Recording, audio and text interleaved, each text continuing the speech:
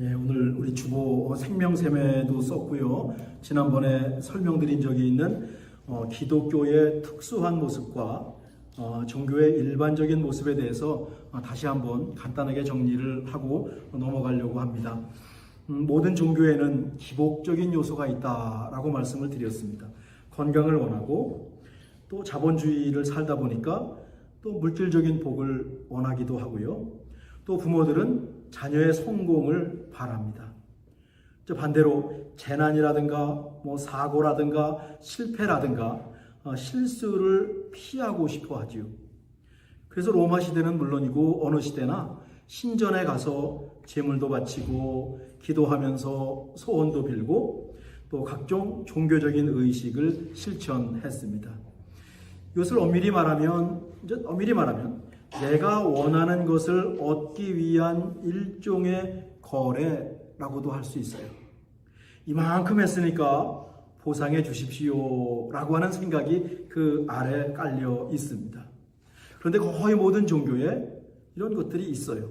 일반성이다 라고 말씀을 드렸습니다. 물론 우리 기독교에도 있습니다. 그러나 여기에만 머문다면 기독교의 본질에 이르렀다고 볼 수는 어렵습니다. 자신의 소원을 이루는 것이 목적이라고 하면 기독교가 그것을 채워주지 못하면 아마 분명히 다른 종교로 옮겨갈 겁니다. 그러다 보니까 지난주에 소개한 설문조사처럼 기독교인들도 소위 그 무속이라고 하는 것을 쫓아다니는 거죠. 좋다는 것은 다 찾아가는 겁니다. 연약한 인간이기 때문에 이해가 됩니다. 근데 이것은요, 종교의 일반적인 모습에 머무는 것이다 라는 것입니다. 기독교에는 기독교만의 특별한 속성이 있습니다. 우리가 매주 사도신경으로 고백하는 창조주 하나님, 예수 그리스도의 십자가의 사역과 부활, 성령 하나님의 함께 하심이 바로 그것이겠죠. 이렇게 말씀을 드렸습니다. 기독교에만 있는 것들입니다. 주보에 정리를 해놨습니다. 또 더 중요한 것이 있어요. 우리가 하나님께 나간 것이 아니라 하나님이 우리를 찾아오셨다. 하나님이 먼저 우리를 찾아오셨다라고 하는 것이 기독교의 아주 특수한 모습입니다. 그동안 말씀드린 대로 예수님께서는 우리에게 필요한 모든 구원의 집을 다 지어놓으셨다라고 하는 것이죠. 잔치상까지 다 차려놓으셨다라고 하는 것입니다. 그리고 우리를 초대하십니다. 이것을 우리는 은혜라고 부릅니다. 은혜는 하나님께서 우리에게 베풀어 주신 선물입니다. 하나님의 선물을 받기 위해서 구원의 집 현관에서 하나님 없이 내 마음대로 살았던 것을 회개하고 믿음으로 구원의 집에 들어가면 되는 겁니다. 그렇게 하나님의 은혜 속에 들어가는 겁니다. 그렇게 하나님의 은혜 속에 들어갑니다.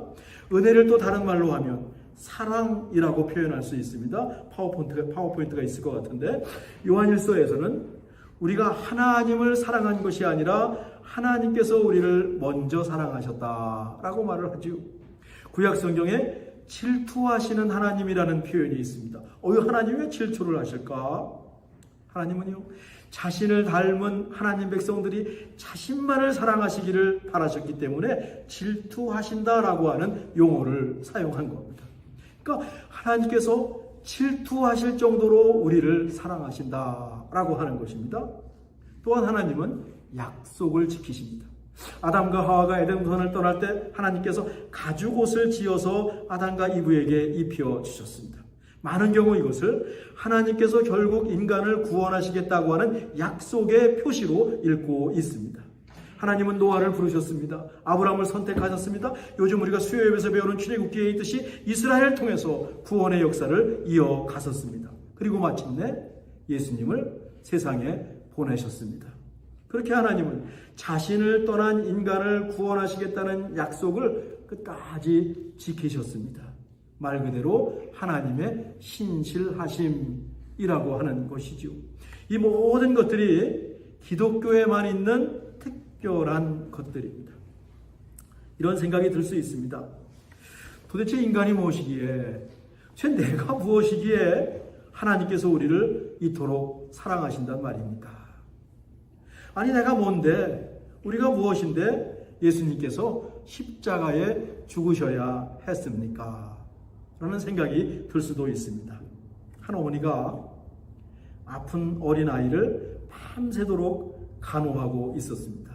그러니까 옆에서 누군가 왜 그렇게까지 하냐고, 좀 쉬면서 하지요 라고 얘기했어요. 그때 어머니는 이렇게 대답할 겁니다. 내가 낳은 아들이니까요. 사랑하는 아들이기 때문에 당연히 제가 해야 하는 겁니다.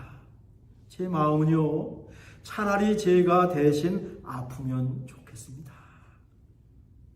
마찬가지입니다. 하나님께서 독생자 예수 그리스도를 우리를 위해 세상에 보내주시고 우리를 대신해서 죽으셨다는 사실은 하나님께서 우리를 얼마나 사랑하시는지를 보여주는 증거라는 것이죠. 하나님께서 이렇게 우리를 사랑하시고 우리뿐만 아니라 세상을 사랑하십니다. 그런데 우리는 이 사랑을 잘 느끼지 못하는 것 같아요. 왜 그럴까? 하나님의 사랑보다 내 욕심, 내 요구가 앞서기 때문이 아닐까 싶습니다. 기독교의 특별한 모습보다는 종교의 일반적인 모습에 마음이 더 있다 보니까 하나님의 은혜라든가 하나님의 사랑이라든가 하나님의 약속 안으로 충분히 들어가지 못하는 것 같습니다. 그렇다고 하나님의 사랑을 느끼기 위해서 무엇을 막 한다, 특별한 일을 한다, 이것도 아닌 것 같습니다. 교회 일을 열심히 한다, 어떤 일에 참여한다, 물론 도움이 되겠지만 말이죠, 노력한다고 될 일은 아닌 것 같습니다. 우리가 다 알지 않습니까? 자칫 내가 무엇을 해서 하나님의 사랑을 느끼는 것 같은 일종의 착각에 빠질 수도 있습니다. 성경이 말하는 하나님의 사랑과 예수님의 십자가를 그대로 받아들이고 아기가 어머니 품에 안겨 있듯이 하나님 사랑 안에 머물러 있으면 됩니다. 바로 예배하는 이 시간이 그 시간이 되기를 간절히 바랍니다. 하나님, 정말 저를 사랑하시는군요. 제가 무엇인데 그토록 사랑하시는지요. 그저 감사할 뿐입니다. 이렇게 고백하면서 그냥 하나님 안에 거하는 것입니다. 우리가 지금 예배 안에 거하는 것과 똑같습니다. N.T. 라이트이라고 하는 신학자는 이것을 들어가서 머무름이라는 용어로 설명했습니다. Getting in, staying in 이라고 했습니다. 회개하고 믿음으로 하나님의 은혜 안에 들어갑니다. 하나님의 자녀가 됩니다. 그리고 그곳에 머물러 있습니다. 하나님 안에 머물면서 은혜와 사랑을 경험합니다. 또 어떤 때는요, 그 안에 머물러 있으면서도 하나님이 멀게 느껴질 때가 있습니다. 그래도 괜찮습니다. 하나님은 여전히 우리를 사랑하시고 우리는 여전히 그분의 자녀이기 때문에 그렇습니다. 우리의 기분에 따라서, 내 기분에 따라서 구원이 들락날락거리고 내 기분에 따라서 천국에 가고 지옥에 가고 그런 것이 아니다라고 하는 것입니다. 그냥 믿음 안에 머물러 있으면 됩니다. 그것으로 충분합니다. 오늘 본문이 로마서 3장 23절, 24절을 제가 읽습니다. 모든 사람이 죄를 범하였음에 하나님의 영광에 이르지 못하더니 그리스도 예수 안에 있는 속량으로 말미암아 하나님의 은혜로 값없이 의롭다 하심을 얻은 자 되었느니라. 그동안 강조하면서 배웠듯이 모든 사람이 죄를 보면서 하나님의 영광에 이룰 수 없다고 했습니다. 그것을 해결하기 위해서 예수님께서 어떤 일을 하셨는지 설명해 주는 말씀이 우리가 오늘 배울 로마서 3장 24절입니다. 그리스도 예수 안에 있는 속량으로 말미암아라고 했습니다. 여기 중요한 단어가 조금 어려운데요. 속량이란 단어입니다. 리뎀션이라고 하는 단어입니다. 속량은 어떤 단어냐면요, 당시에 시장에서 사용되던 그런 용어입니다. 시장 바닥에서 사용되던 사람들의 용어입니다. 서민들의 용어입니다. 값을 지불하고 무엇을 사는 것을 뜻합니다. 특별히 노예를 사고 팔 때 노예를 사고 파는 것과 관련이 있는 용어가 속량이라고 하는 말입니다. 당시 로마 인구 가운데 20% 또 30%가 노예였습니다. 그러다 보니까 노예들을 팔고 사는 아고라 시장이 발달할 수밖에 없었습니다. 요즘 우리 시대에 자동차를 사고 파는 딜러십 비유할 수 있을까요? 근데 사람을 사고 파는 거니까 조금 불편하긴 하지요. 하여튼 사람들이 돈을 지불하고 노예를 사갑니다. 그 순간 노예의 주인 소유권이 바뀝니다. 자기를 선택해서 돈을 내고 사간 사람이 주인이 되는 겁니다. 우린 잘 모르지만 그 당시 로마 사람들은 이것을 너무너무 잘 알고 있어요. 우리가 자동차 사고 팔듯이 똑같습니다. 중고 자동차 사고 파는 거와 똑같습니다. 바울은 이처럼 노예를 사고 파는 용어를 가지고 예수 그리스도의 복음을 설명하고 있는 겁니다. 우리에게는 생소할 수 있죠. 근데 그 당시 사람들은 너무너무 쉽게 이해할 수 있는 단어입니다. 모든 사람이 죄를 범했다라고 하는 것은요, 우리가 죄의 종이다라고 하는 것입니다. 예수님을 믿기 전에 우리는 죄에 속해 있었습니다. 그런데 속량 예수님께서 값을 지불하시고 우리를 사셨습니다. 예수님이 사셨으니까 우리의 소유권은 예수님께 있습니다. 우리의 주인은 예수님이 되었습니다. 소유권이 바뀌었습니다. 이게 속량이라고 하는 겁니다. 로마 시대의 주인은요, 노예를 사가지고 풀어주는 착한 주인도 있었어요. 어느 시대나 선한 사람들이 있습니다. 하나님을 믿건 안 믿건 이런 사람들이 있어요. 노예로 사는 게 너무 인간인데 사와가지고 풀어주는 사람이 있어요. 전 이런 사람들이 너무 좋고, 지금 우리가 사는 세상도 이런 사람들 아무 생각 없이 뒤에서 이런 일을 하는 사람들로 인해서 우리 세상이 유지된다고 저는 생각해요. 바울이 말하는 것이 바로 이것입니다. 여러분은 죄의 노예였습니다. 죄의 종이었습니다. 죄를 벗어나고 싶어도 벗어날 수가 없었습니다. 죄의 권세 아래 묶여 있었습니다. 그런데 예수님께서 여러분을 대신해서 죽으심으로 값을 지불하셨습니다. 예수님이 죽으심으로 여러분이 대신 살아난 것입니다. 그렇게 여러분은 죄에서 해방되어서 하나님의 자녀가 되었습니다. 하나님의 종이 아니라 하나님의 자녀가 되었습니다. 신분이 바뀌었습니다. 로마 사람들은요, 이 말을 듣는 순간 곧바로 이해했을 것입니다. 아, 예수님이 죄의 노예가 되었던 나를 값을 주고 사셔가지고 해방시켜 주셨구나. 너무 감사한 거죠. 제가 자주 쓰는 예화가 있습니다. 지금은 우리 지역에 다리를 건널 때 패스트트랙으로 다 건너죠. 예전에는 우리 권사님들 아시다시피 다 부스가 있었고 거기에 사람들이 있었습니다. 한 번은 제 차례가 되어서 차를 멈추었는데 거기 있는 직원이 뭐라고 하냐면, 앞에 있는 사람이 돈을 냈습니다. 다리값을 냈습니다. 라고 말하는 거예요. 그러면 저는 어떻게 해야 됩니까? 굳이 제가 돈을 내려고 애쓸 필요가 없어요. 다시 다리값을 지불할 필요가 없습니다. 제 앞에 있는 사람이 대신 내주었기 때문에 그렇습니다. 그분이 대신 내주었다고 하니 그것을 믿고 그냥 다리를 통과하면 됩니다. 그리고 만나서 고맙습니다. 어떻게 이런 일을 해주셨습니까? 라고 사례하면 되는 겁니다. 속량 똑같습니다. 우리가 할 일이 없습니다. 이미 값을 치르신 신실하신 예수님을 믿으면 됩니다. 예수님께 감사하고 더 이상 죄의 노예가 아니라 하나님의 자녀로 살면 되는 것입니다. 구원의 다리를 통과하면 되는 것입니다. 이것을 위해서 예수님은 십자가의 죽으심으로 2000년 전에 이미 내가 내야 될 값을, 다리값을 다 지불해 놓으셨습니다. 우리에게 생명을 내어 주셨습니다. 이것이 오늘 본문의 속량이라고 하는 뜻입니다. 다시 한번 로마서 3장 23절과 24절을 읽습니다. 모든 사람이 죄를 범하였으며 하나님의 영광에 이르지 못하더니 그리스도 예수 안에 있는 속량으로 말미암아 하나님의 은혜로 값없이 의롭다 하심을 얻은 자 되었느니라. 속량에 이어서 예수님께서 우리를 위해서 하신 사역은 하나님의 은혜로 값없이 의롭다 하심입니다. 이걸 두 단어로 말하면 칭의라고 말해요. 속량이 시장에서 사용되는 용어라면 칭의라고 하는 것은요, 법정에서 사용되는 법률 용어입니다. 헬라어 본문은 칭의가 속량보다 앞에 있어요. 영어 성경도 그렇죠. 당시의 로마 제국은 오늘날 서양 법률의 기초가 되고 뿌리가 될 만큼 법이 굉장히 발달했습니다. 로마법 되게 유명하죠. 로마법에 따라서 재판정의 판사가 땅 무죄를 선언합니다. 그럼 무죄가 되는 겁니다. 무죄가 되는 겁니다. 물론 판결은 공정해야 되겠죠. 죄가 없는 사람에게 유죄를 판결해도 안 되고 죄가 있는 사람에게 무죄 판결을 해도 안 되는 거죠. 그런데 바울이 로마서 4장 5절에서 이런 말을 해요. 하나님께서 경건하지 아니한 자를 의롭다 하셨다. 이해가 안 되는 거예요. 경건하지 않은 자, 죄인을 의롭게 하셨다. 이해가 안 되는 거예요. 로마 사람들은 이 말을 듣고 귀를 쫑긋했을 겁니다. 어떻게?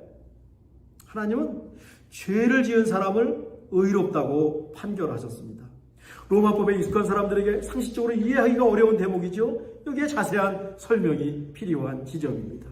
어떻게 이런 일이 가능했을까요? 하나님이 죄를 모른 척 했을까요? 죄를 그냥 덮어버렸을까요? 아닙니다.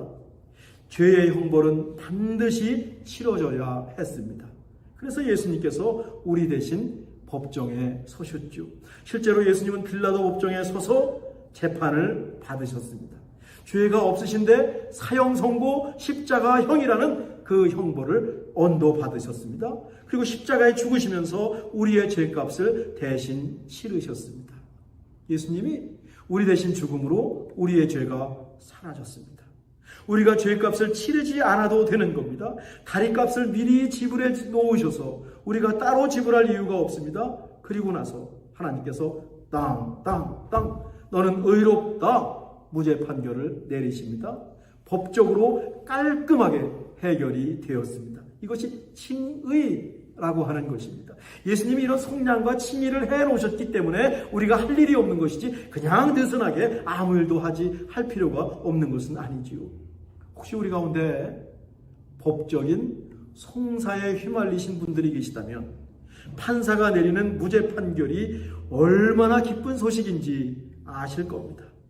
죄를 지었는데 또 누군가 대신 죄값을 치러주어서 내가 살아났다면 이건 말할 수 없는 복음입니다. 말할 수 없는 기쁜 소식입니다. 그러니 로마의 그리스도인들이 예수 그리스도의 복음에 매료될 수밖에 없었습니다. 이 모든 것들이 그들이 발견한 그 무엇에 해당했을 것입니다. 우리는 자꾸 우리 자신의 믿음을 바라봅니다. 내 믿음이 충분한가? 왜 나는 이렇게 자꾸 흔들리는가? 믿음이 작은가? 라고 안절부절합니다. 사실 세상에 크고 작은 믿음은 없을 겁니다. 그럼 어떻게 측정하겠어요? 예수님 보실 때는 있을지 몰라도 우리가 서로 믿음이 크다 작다 이런 얘기는 할 수가 없어요. 믿음을 어떻게 측정한단 말입니까? 그래도 인간인고로 불안할 때가 있습니다. 나 구원 받았나? 나 천국 가는 건가? 자신에게 실망스러울 때도 있죠. 수십 년을 믿었는데 이렇게 변하지가 않나? 이래서야 내가 하나님 자녀일까? 어떤 날은 뜨겁다가 어떤 날은 갑자기 식어버리고 또 확신했다가 하나님 계시나? 의심이 생기기도 하고 우리들입니다. 우리가 그동안 배웠듯이 우리의 믿음이 아니라 예수님의 신실하심에 초점을 맞추면 우리의 기분이나 생각에 구원이 좌우되는 것이 아님을 깨닫게 되지요. 그리스도의 복음은 신실하신 예수님을 바라보고 그 안에 들어가고 그곳에 머무는 것입니다. 구원의 근거는 우리의 믿음이 아니라 예수님의 신실하심에 있습니다. 십자가의 죽으심과 부활하심으로 모든 것을 다 해놓으셨습니다. 우리는 그곳에 들어가면 됩니다. 예수님이 초대 아멘 하고 응답하면 되는 것입니다. 오늘 본문에서 바울이 칭의를 말할 때 우리의 공로는 하나도 없어요. 우리는 그냥 죄인일 뿐이에요. 근데 무죄 판결을 받았어요. 속량을 말할 때 우리의 노력을 말하지 않습니다. 칭의도 예수님이 이루신 일이고 속량도 예수님이 이루신 일입니다. 예수님은 십자가에서 우리의 죄의 값을 다 담당하시고 우리를 죄와 사망의 권세에서 자유롭게 하셨습니다. 마지막에 다 이루었다. 내가 다 해놨다. 이리로 오라라고 초청하십니다. 우리는 신실하신 예수님께서 차려놓으신 구원의 잔치에 초대받은 사람들입니다. 예수님의 비유에서 이렇게 다 해놓고 초대했는데 오지 않은 사람들도 엄청 많았죠. 우리 구원의 근거, 우리가 붙들고 있는 소망, 우리의 믿음, 이것 소망은 우리의 믿음이 아닙니다. 나에게서 나는 것이 아닙니다. 그러면 얼마나 불안합니까? 얼마나 불확실합니까? 우리의 소망은, 우리의 믿음의 뿌리는 신실하신 예수 그리스도이십니다. 그렇습니다. 구원은 우리의 믿음의 크기에 달려있지 않습니다. 끝까지 신실하셨던 예수 그리스도를 의지하는가에 달려 있습니다. 그러니 예수님 안에 머물면서 꿋꿋하게 신앙의 길을 걸어가야지요. 내 기분에 좌우되지 말고 예수님 안에서 신앙 가운데 살아가는 것입니다. 우리가 우리 손으로 예수님의 손을 붙들고 있다면 우리는 어느 순간에 힘이 없어서 빠져나갈 겁니다. 구원은 예수님의 신실하심은 예수님께서 우리의 손을 꼭 붙들고 있다라고 하는 사실입니다. 예수님께서 우리의 손을 붙들고 계십니다. 이것이 예수님의 신실하심, 하나님의 은혜, 하나님의 사랑인 것입니다. 기도하겠습니다. 하나님, 흔들리는 우리의 믿음이 아니라 끝까지 신실하신 예수님을 바라보게 하옵소서. 예수님께서 이루신 칭의와 속량 안에서 감사와 평안으로 그리고 은혜와 사랑으로 머물고 살아가게 하옵소서. 예수님의 이름으로 기도하옵나이다. 아멘.